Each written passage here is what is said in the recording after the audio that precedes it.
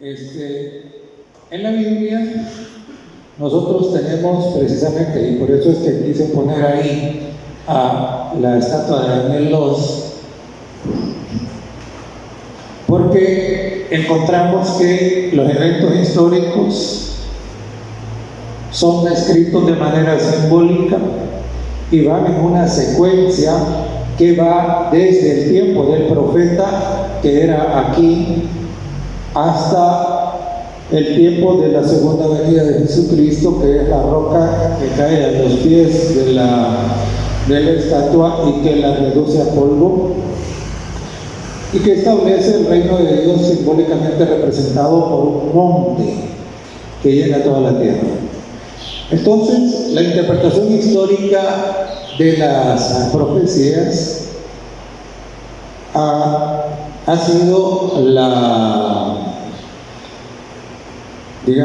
interpretación sostenida a través de todos los siglos hasta recientemente. Y entendemos por historicismo analizar la profecía dentro de un contexto histórico y gramatical. ¿Qué quiere decir esto? Quiere decir que las profecías se van cumpliendo en el desarrollo de toda la historia. Eso quiere decir. Y entonces afirma que las profecías de Daniel y Apocalipsis avanzan toda la historia de la iglesia cristiana, no solo una parte de la historia, sino toda. Y claro, hasta el fin del mundo, que es la segunda venida de Cristo. De hecho, encontramos en Apocalipsis, el capítulo 1, el verso 9, las instrucciones que Dios, que el Señor Jesucristo le da a Juan, y le dice: escribe las cosas que has visto. Estas son cosas que están en el pasado. Las que son las cosas que están en el presente. Y luego dice las que han de ser después de estas, es decir, las que están en el futuro. Entonces ahí nosotros podemos ver precisamente que el Señor Jesús le está diciendo a Juan que la profecía incluye pasado, incluye presente e incluye futuro, porque es el desarrollo de la historia desde que comienza la narrativa hasta la segunda venida de Cristo. Siguiente. Y esto fue la comprensión de los reformadores protestantes basados en la Biblia. Lutero y todos los reformadores de la época llegaron precisamente mediante la aplicación historicista de la profecía, llegaron a conclusiones interesantes, ¿no? Conclusiones importantes. Una de esas conclusiones fue precisamente el descubrir que las profecías indicaban que el sistema católico romano era representado simbólicamente por la ramera de Apocalipsis 17 y también por el anticristo de 2 Tesalonicenses 2. Esto tenía implicaciones no solo religiosas, pero también implicaciones políticas en la Europa de ese tiempo. Y claro, y esto significó, debido a que ahora la gente podía estudiar la Biblia y podía entender lo que la Biblia decía, entonces muchos comenzaron a abandonar la Iglesia católica y comenzaron a incorporarse al movimiento de las iglesias de la Reforma, ¿no? Al movimiento de la Reforma, o sea, de las iglesias del movimiento protestante, ¿no?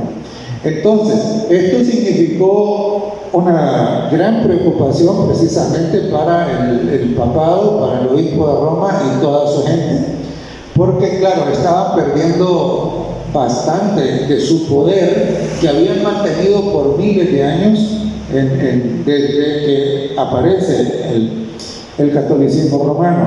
Entonces, así de que comenzaron entonces a pensar cómo podían resolver el problema.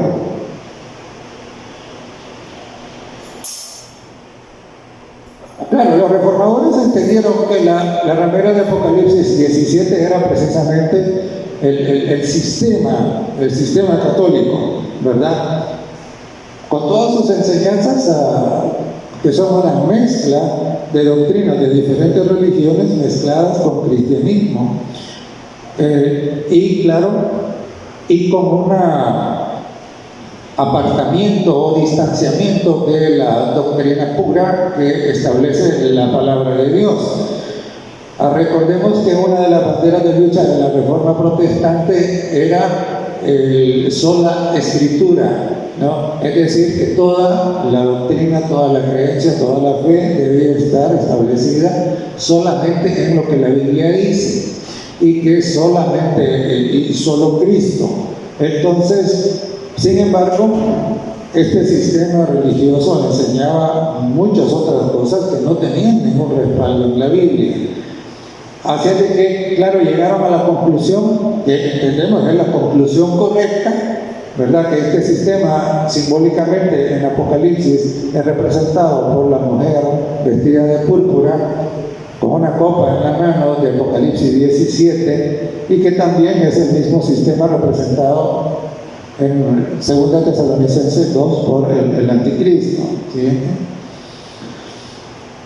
Entonces el papado y su gente comenzaron a pensar cómo iban a enfrentar este asunto, y para eso convocaron el famoso Concilio de Trento. El Concilio de Trento duró bastante tiempo, ¿no? Y claro, en el Concilio de Trento hubo un montón de temas que tratar, pero el tema fundamental era cómo enfrentar los efectos de la Reforma Protestante. En este concilio, uno de los grupos protagonistas que tuvieron mucho que ver fue precisamente lo que la congregación esta que se llamaba o se llama la Compañía de Jesús, conocida por los jesuitas. Entonces, en vez de tomar una decisión de que en el concilio, en vez de ser honestos y decir, sí, tenemos un montón de doctrinas que contradicen la Biblia, mejor cambiémoslas, dijeron, no, lo que debemos hacer es combatir la reforma, ¿verdad? Y entonces, para combatir la reforma, encargaron especialmente a la Compañía de Jesús, a los jesuitas, una misión que en la historia se conoce como la contrarreforma, ¿verdad? Entonces, esto debemos tener claro, la misión de los jesuitas no es otra sino hacer desaparecer el protestantismo. Y claro, han utilizado muchas maneras, algunas de ellas muy exitosas, como lo vamos a ver ahora, ¿verdad? Siguiente. Entonces, dentro de los jesuitas aparecieron dos que han tenido como mucha influencia a favor de la contrarreforma. Voy a mencionar brevemente a Luis de Alcázar. Luis de Alcázar escribió un libro en donde él hacía una interpretación de las profecías de Daniel y Apocalipsis, y entonces él decía que todo lo que decían estas profecías ya se había cumplido en el pasado, y que aplicaba, por ejemplo, decía que el anticristo no tenía nada que ver con Roma, sino que el anticristo había sido un rey griego que había atacado mucho a la cultura hebrea, había hecho una serie de abominaciones, entonces, y que precisamente el anticristo se refería a esta persona. Claro, entiendo que este rey que él decía que había sido el anticristo era Antíoco Epífanes. El punto aquí es el siguiente. El punto es que, según la visión de Luis de Alcázar, todo esto de las profecías de Daniel y Apocalipsis en realidad ya no tenía sentido para nosotros en este tiempo, o no tendría sentido. ¿Por qué? Porque ya todo eso se cumplió en el pasado, ¿verdad? Y por eso es que a ese movimiento, a esa idea se le llama el preterismo, ¿verdad? Pretérito es pasado. Entonces esas cosas, dicen, no hay que preocuparse porque ya todas son pasadas y ya no, para nosotros ya no nos afecta porque ya todo eso ya se cumplió, ¿verdad? Entonces para él las profecías de Daniel y Apocalipsis eran profecías cumplidas, todo en el pasado. Hay que decir que esta es la idea que prima en la mentalidad de muchas personas dentro del catolicismo. Tenía una compañera de trabajo que una vez ella me contó, había en todo esto, había en una organización, había ahí un ingeniero que él había sido sacerdote jesuita. Y entonces dice que ella, sabiendo que él era, o había sido sacerdote jesuita, ella le preguntó un día sobre las profecías del Apocalipsis. Y dice que lo que él le dijo fue: mira, no te preocupes, ya todo eso ya quedó en el pasado, todo eso ya se cumplió, ya no tiene nada que ver con nosotros. Entonces es precisamente la visión preterista, ¿verdad? Y claro, ya no tiene nada que ver con nosotros, y claro, tampoco tiene nada que ver con Roma, ¿no? Con el Papa ni nada de eso. Eso es el asunto, ¿no? Porque el asunto era ese. El asunto era cómo distraer a la gente de la verdad que está en la Biblia y con otras ideas. Así que esta fue una opción, ¿sí? Pero también hubo otro que escribió también su libro, era un libro de como unas 500 páginas, ¿verdad? Él se llamaba Francisco Rivera. Él era profesor de Sagrada Escritura en Salamanca. Salamanca ha sido una universidad muy importante a través de la historia en Europa. De hecho, el derecho internacional se dice que fue prácticamente fue creado allí en Salamanca. Era muy importante. Y entonces él era profesor ahí. Y él escribió un libro que tenía que ver con la interpretación de las profecías de Daniel y Apocalipsis. Y al contrario de Luis de Alcázar, que deja todo en el pasado, Francisco Rivera en su libro decía que las profecías de Apocalipsis iban a cumplirse en el futuro, que todos estos acontecimientos prácticamente iban a tener lugar 7 años antes de la segunda venida de Cristo, ¿verdad? Entonces vemos nosotros que está del otro lado, y que es interesante porque este era el propósito de crear estas interpretaciones. Él decía que el anticristo era un hombre, una persona. La Biblia no dice eso. La Biblia dice que todas estas profecías no se aplican a personas individuales, sino que se aplican ¿a qué? Se aplican a sistemas, se aplican a organizaciones. Entonces, claro, cuando en Apocalipsis la Biblia habla de una mujer, no está hablando de una mujer, de una persona, está hablando de una organización, de una iglesia. Y lo mismo ocurre con el anticristo. Cuando habla del anticristo, no está hablando de una persona, está hablando de un sistema religioso, ¿verdad? Y entonces, pero no, él dijo que no, él dijo que era una persona, ¿verdad? Que era un hombre, y dijo que era un hombre ateo, un incrédulo, que iba a aparecer precisamente 7 años antes del final de los tiempos, y que cuando apareciera el anticristo en el templo que se iba a reconstruir en Jerusalén, él se iba a sentar en el templo, que iba a hacer un pacto con los judíos, que los iba a engañar, y que él iba a decir que él era Dios, ¿verdad?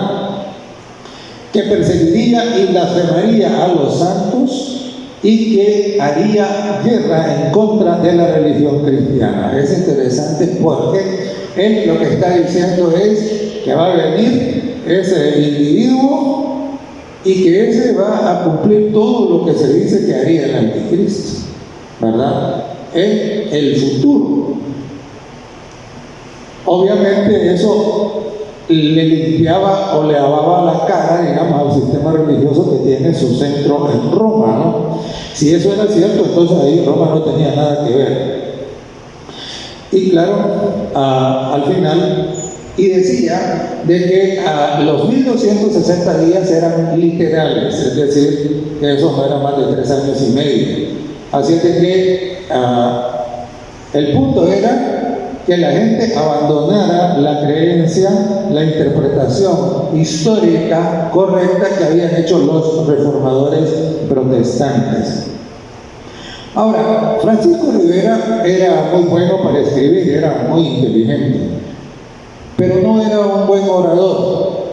Y entonces, para la defensa pública de estas ideas, entonces fue un gran, digamos, un campeón, el cardenal Roberto Bellarmino.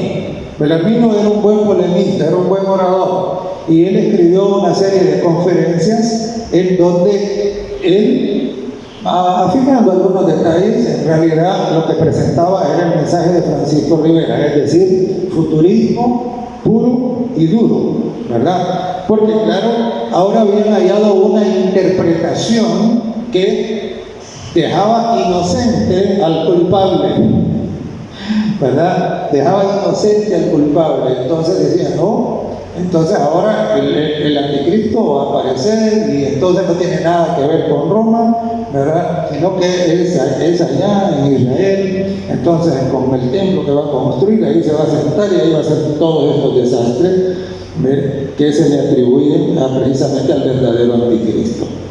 Siguiente. Ahora, en Sudamérica había jesuita también. Ahora, noten que todos estos son jesuitas, ¿verdad? A ellos se les encargó combatir la reforma protestante, ¿no? Ellos eran la contrarreforma. Y entonces Manuel Aponza comenzó a escribir, también a estudiar, ¿no?, a estudiar las profecías de Daniel y Apocalipsis. Y entonces Lacunza escribió un libro que se llamaba La venida del Mesías en gloria y majestad. Esto ocurrió ya por 1790, 1791.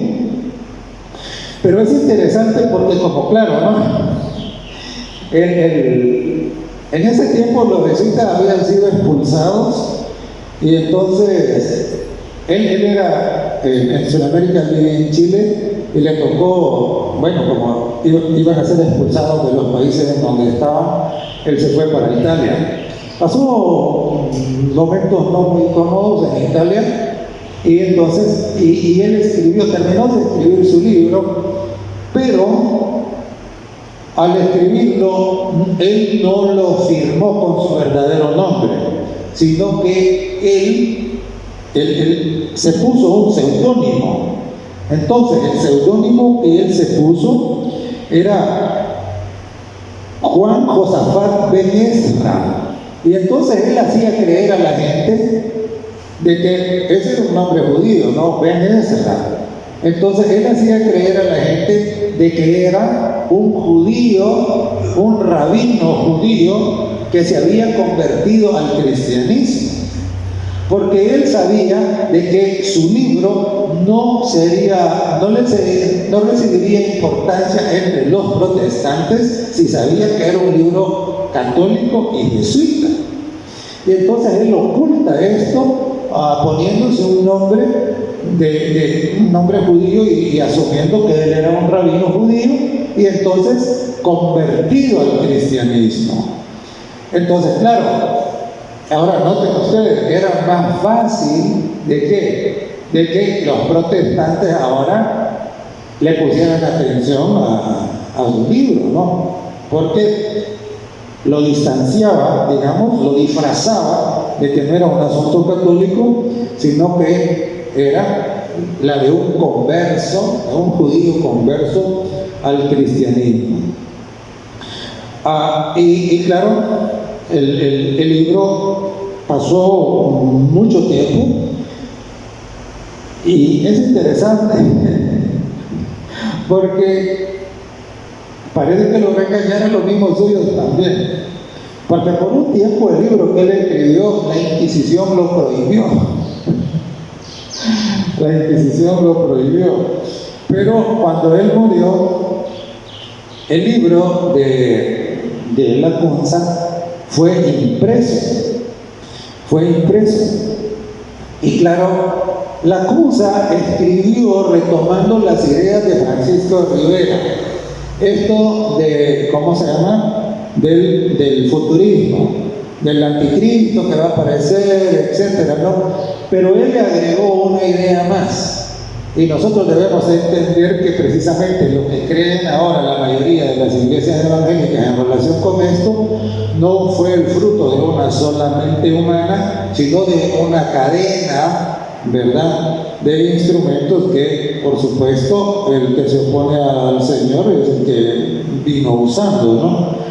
Entonces, él introdujo la idea de ¿qué? Él introdujo la idea de que el milenio sería un milenio terrenal aquí en la tierra.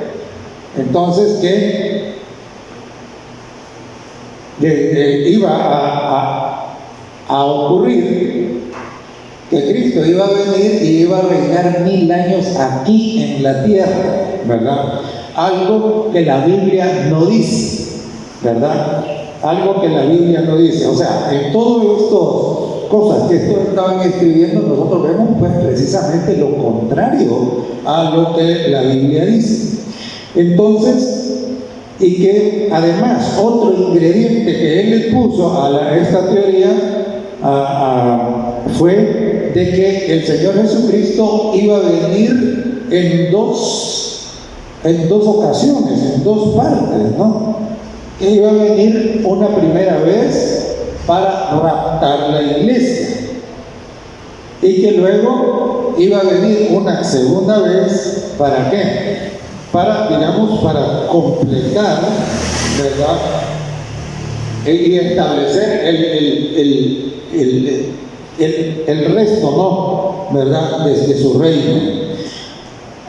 Así es de que él introduce dos cosas.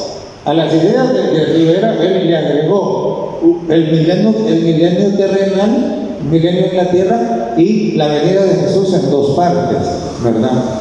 ¿Siguiente? Entonces ocurre de que había un doctor en leyes, Samuel Rossi Maitland. Él era bibliotecario del arzobispo de Canterbury.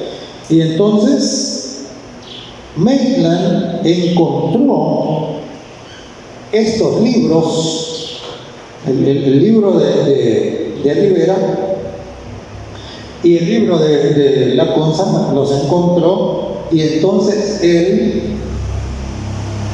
comenzó a leer, y no solo comenzó a leer, en teoría él era protestante en Inglaterra, ¿no?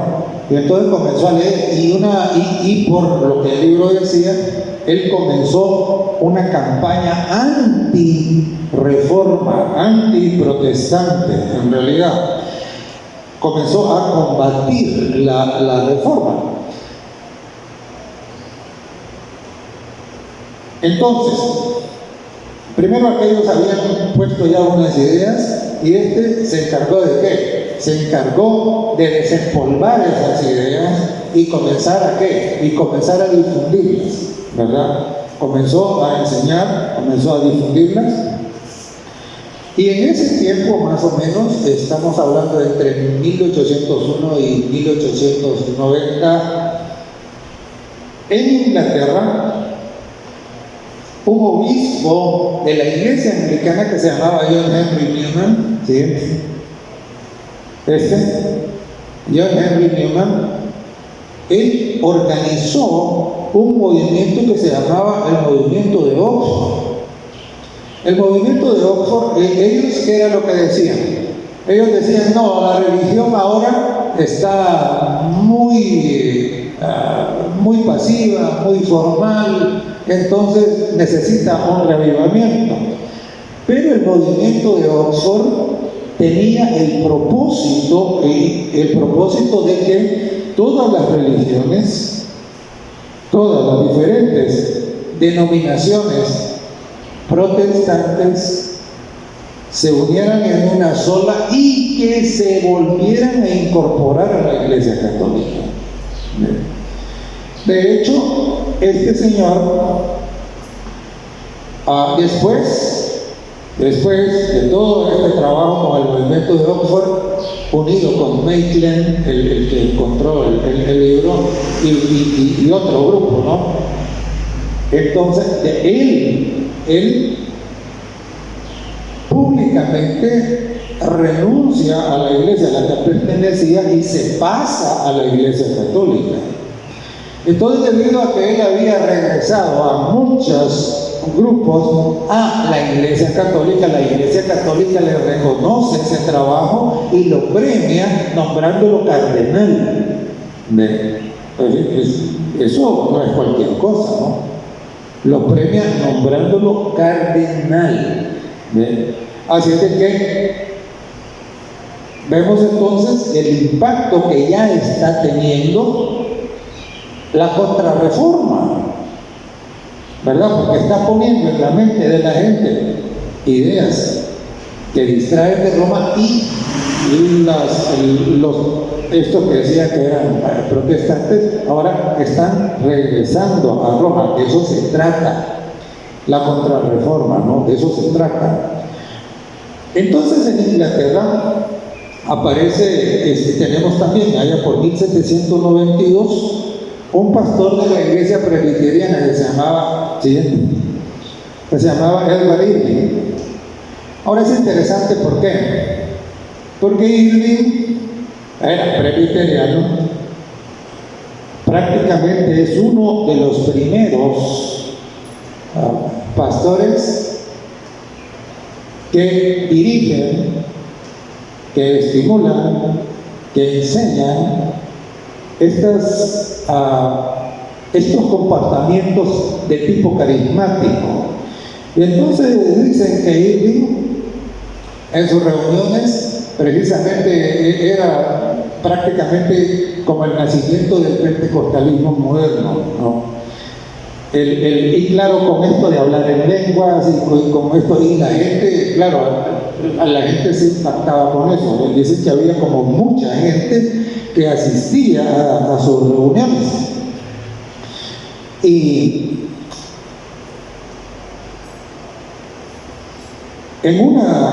claro, entonces debemos de entender pues cuál era su mentalidad, cuál era sus creencias, cuál era su liturgia y todo eso, que precisamente se apartaba ¿de qué? Se apartaba de la fe histórica de los protestantes, de la liturgia histórica de los protestantes. ¿Siguiente?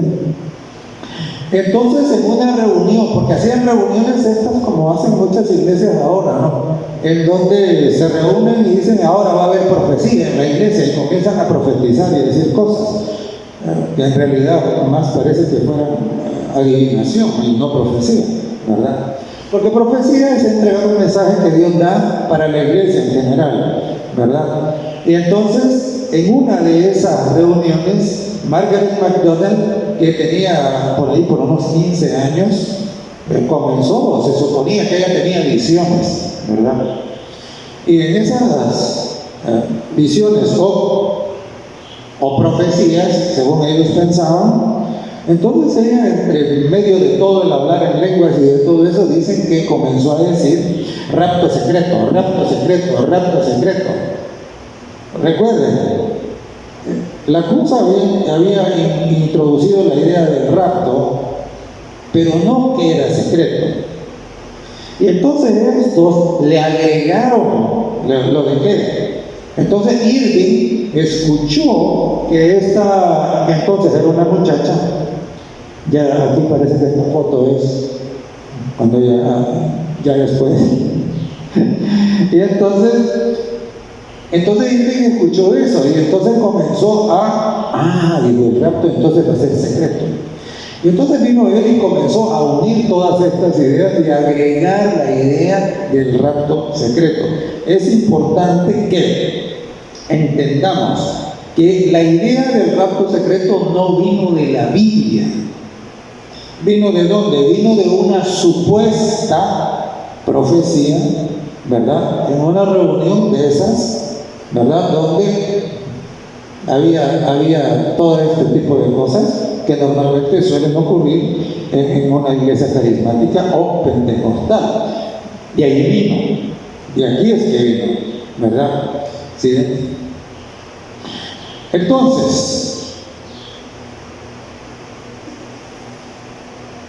en el siglo XIX, claro, nosotros conocemos bastante la idea, la historia, mejor dicho, de cómo el movimiento millerita surgió también a partir del estudio de las profecías de Daniel y Apocalipsis.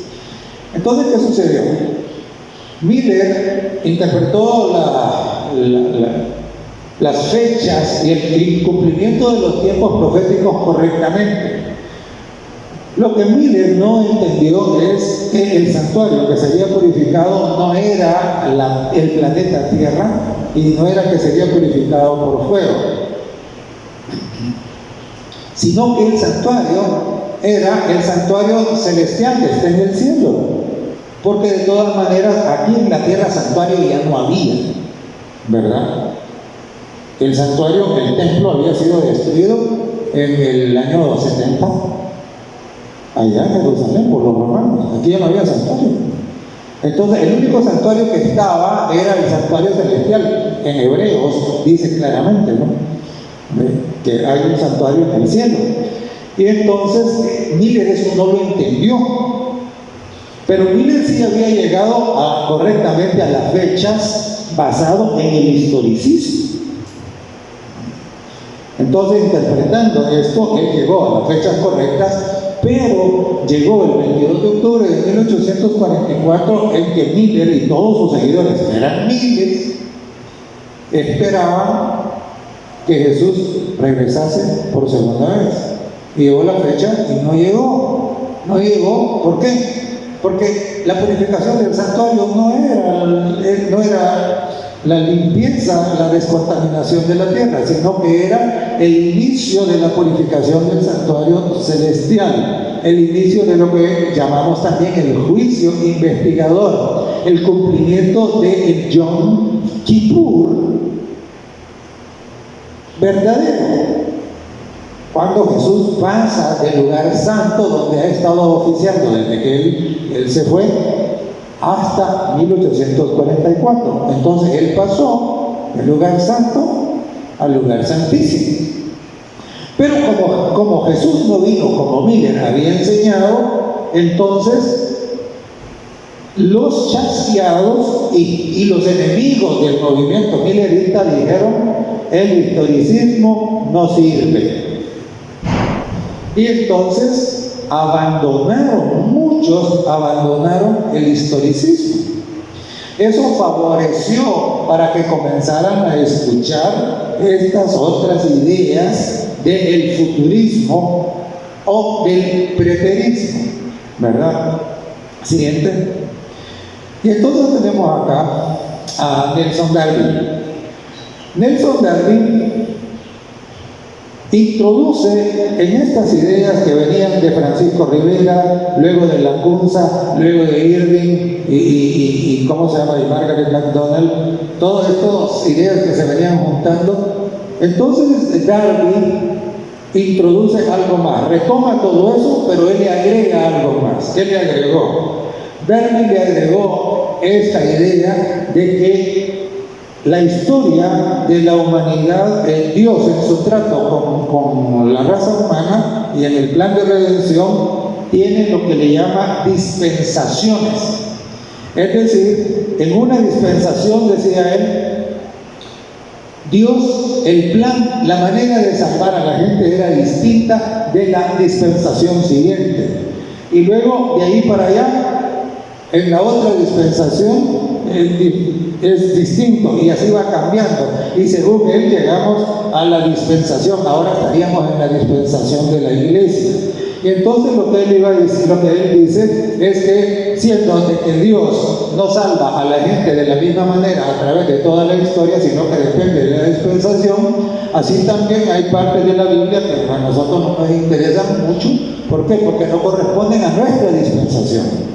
Y precisamente esto tiene que ver con negar la validez de ¿qué? La validez de los escritos del Antiguo Testamento o de la ley misma para nosotros ahora. Y por eso es que esa idea de que ahora los mandamientos de Dios y las enseñanzas de salud que Dios en su gran amor nos ha dado, entonces que eso no era para nosotros, que eso era para los judíos, que eso para nosotros no cuenta. Eso viene precisamente de la idea dispensacionalista que introdujo Nelson Darby. Entonces vean ustedes cómo se va agregando todo esto, que va dando origen precisamente a lo que ahora cree la mayoría de las iglesias evangélicas, no todas. Entonces, ¿qué sucedió? Darby vino a los... Todo esto había pasado principalmente en Inglaterra. Pero entonces Darby viene a los Estados Unidos, y en Estados Unidos se encarga de dar conferencias por todos lados.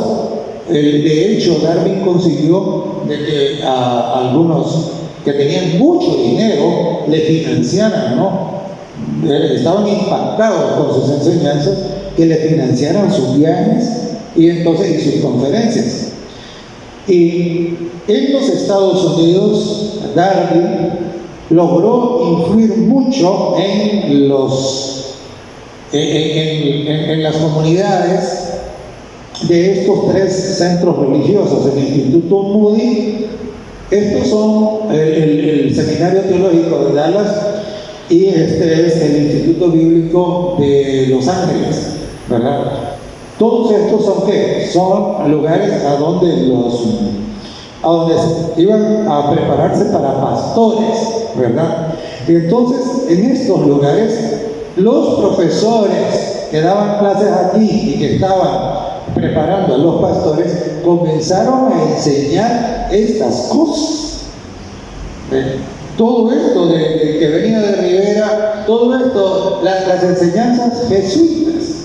Ahora, imagínense ustedes, qué terrible para la Reforma Protestante, pero qué éxito para los jesuitas. ¿Por qué? Porque la contrarreforma ahora estaba siendo enseñada por los profesores de los seminarios protestantes evangélicos. Es increíble, ¿no? Y entonces, de hecho, si no, voy a ahorrar eso. Entonces, ¿qué pasó? Pasó que, no olviden, el Instituto Bíblico Moody, no lo olviden, pero estos tres, siendo de que aquí venían los pastores, estudiaban, aquí eso se los ponían en la cabeza, y cuando ellos iban a sus iglesias, ellos enseñaban eso a sus congregaciones, ¿verdad? Entonces, siguiente. Ahora, Cyril Scofield,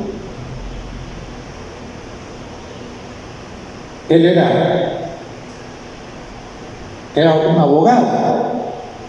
Por cierto, dicen los que escriben las cosas acerca de él, dicen que no era muy honesto, ¿verdad? Pero él retomó todas estas ideas de Darby, de Irving, de Lacunza, de Francisco Rivera, retoma todas esas ideas y edita una Biblia. Y en la Biblia él va poniendo abajo del texto bíblico, él va poniendo esas ideas. Las ideas estas de que el anticristo es alguien que va a venir en el futuro, las ideas de que el rapto será secreto, las ideas de que el milenio va a ser aquí en la tierra, las ideas de que Dios no salva a la gente en la historia de la misma manera, sino que de manera de todas esas ideas, entonces él las fue poniendo en la Biblia abajo, como pie de página. Yo recuerdo que una de las primeras Biblias que yo compré cuando acepté al Señor, claro, yo fui bautizado primero en la iglesia bautista, yo fui bautista. Y entonces una Biblia así chiquita que compré precisamente, era una Biblia de Scofield. Y entonces ahí tenía, en una letra chiquita, tenía todas esas enseñanzas. Se publicaron millones de ejemplares de la Biblia de Scofield. Entonces ahora imagínense ustedes, en los seminarios se estaba enseñando a los pastores y los pastores iban a las iglesias y enseñaban estas cosas. Y las Biblias estas se multiplicaron y entonces la gente se llevaba, oían los pastores que enseñaban y entonces, y estas ideas iban ahí en la Biblia, estas de la Biblia de Scofield, ahí, ¿verdad? Entonces, las ideas de los jesuitas para detener la reforma, siendo promovidas por los supuestos protestantes. Ahora, dicen que Scofield se hizo millonario con las ganancias de toda esta edición y venta de la Biblia de Scofield, ¿verdad? Y una cosa que es interesante, porque yo no lo sabía hasta hace poco, es que Scofield ya llegó a juntar tanto dinero que no hallaba qué hacer con el dinero. Y entonces él vino y dijo, bueno, vamos a financiar misiones en otros países. Y entonces él vino a Guatemala. Y entonces en Guatemala él fundó la Misión Centroamericana. Entonces, si han visto ustedes iglesias que se llaman así, la Misión Centroamericana, precisamente es resultado de qué? Resultado precisamente de la obra de Sir Scofield. De hecho, dicen que de sus orígenes ahí también hubo algunas irregularidades, claro, pero ese no es el tema. Siguiente. Ahora, ¿qué ocurre?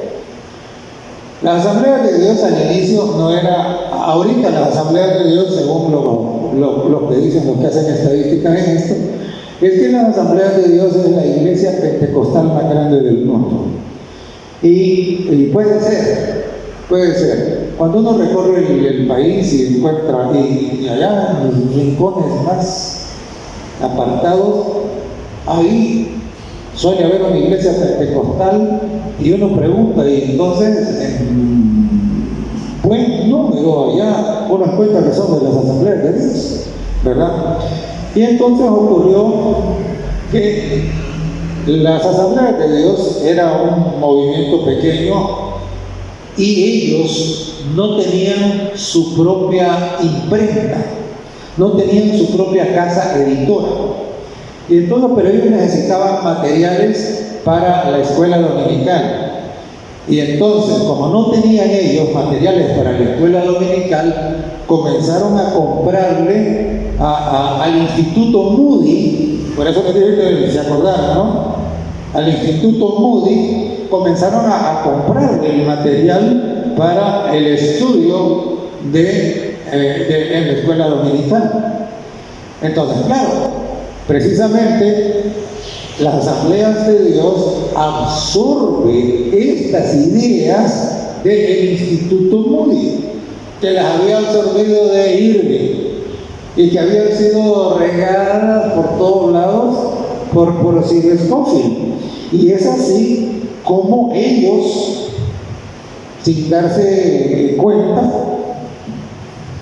asumen como su creencia prácticamente oficial acerca de los acontecimientos del tiempo del fin, todas estas ideas del rapto secreto. Así es como vinieron a dar aquí. Pero debe quedar bien claro que son ideas de origen católico, de origen jesuita, destinadas ¿a qué? Destinadas a apartar a los protestantes de la interpretación original correcta que tenían basada en la historia y en la Biblia. Entonces es contradictorio. ¿Por qué? Porque se supone que todas estas iglesias son protestantes. Se supone. En realidad están haciendo la obra de la contrarreforma con esas enseñanzas, ¿sí? Ahora,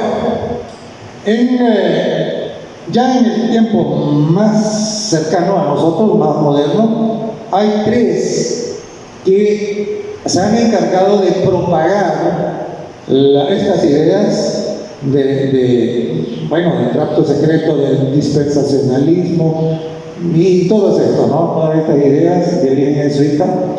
Entonces, ¿quiénes son? Hal Lindsey, Tim LaHaye y Jerry James. Ahora, ellos, claro, son, uno de ellos, no sé cuál de ellos ya murió. Tienen programas, tienen canales de televisión y tienen redes y todo. Son millonarios. Pero ellos hicieron algo que en realidad fue algo, yo diría que una jugada maestra. ¿Por qué? Porque la gente no estudia la Biblia. No, la gente no estudia la Biblia. Pero sí ve televisión y sí ve películas. Eso sí. Y entonces ellos lo que hicieron, ¿qué fue? Lo que ellos hicieron fue, primero escribieron novelas. Por supuesto. Desde que se es novela ya se sabe que es mentira, que es ficticio, ¿verdad? Pero entonces en las novelas metieron todas estas ideas del rapto secreto, del milenio aquí en la tierra y de todo esto, ¿no? Todas estas cosas. Entonces el anticristo y de todo eso, y entonces metieron en las novelas. Y las novelas se vendieron como pan caliente.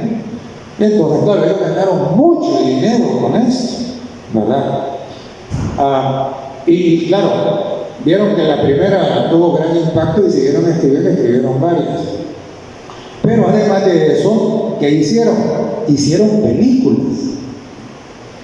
Entonces hicieron películas. Y, claro, ahora noten ustedes,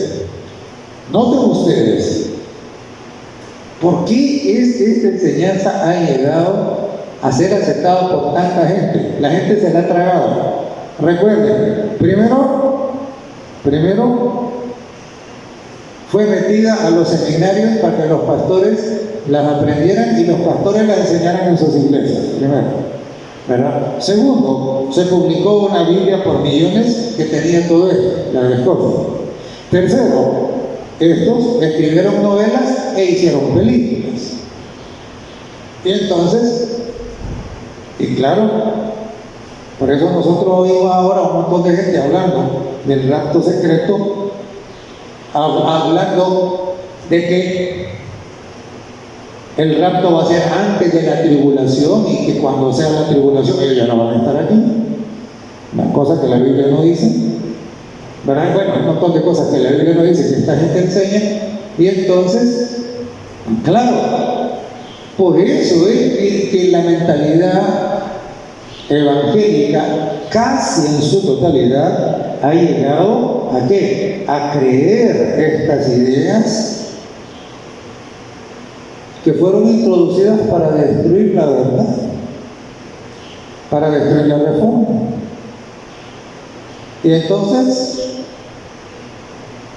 es interesante porque antes de 1830 nunca fue enseñado el rapto secreto, nunca fue enseñado el dispensacionalismo, nunca fue enseñado nada de todo esto.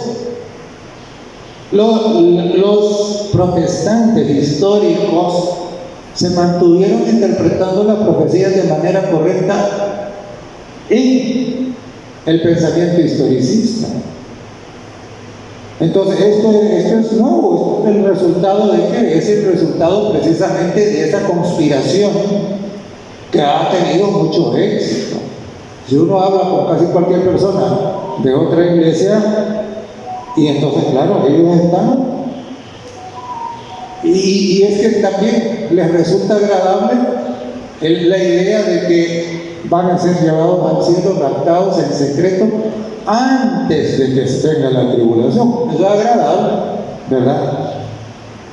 Pero no es cierto, ¿sí? Entonces, esto es más o menos lo grandes cosas que ellos creen, ¿verdad?